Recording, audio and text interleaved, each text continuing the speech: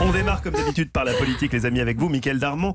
Le départ annoncé du conseiller spécial Ismaël Emelien n'est pas anodin. Une mue s'opère à l'Elysée en même temps que la recherche de solutions à la crise politique. Alors si l'on feuillette l'album photo des équipes au pouvoir, eh bien on arrive dans la période où on commence à compter les visages qui ne sont plus là. 2 ans d'Elysée, ça use énormément. Au même stade, les équipes de Nicolas Sarkozy changeaient, idem pour celle de François Hollande. Fatigue, lassitude, divergence et parfois aussi envie de poursuivre son chemin.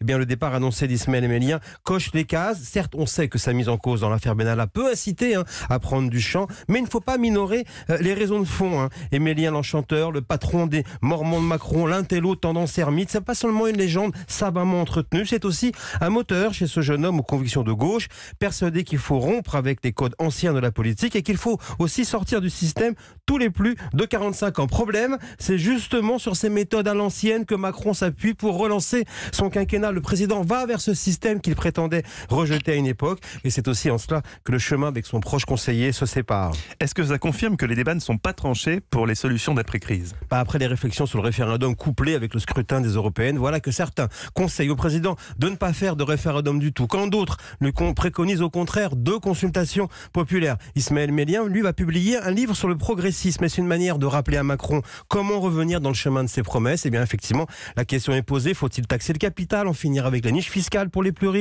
Toutes ces questions agitent les esprits et les couloirs au sommet de l'État. Quoi qu'il en soit, d'autres départs sont prévus dans le cabinet présidentiel.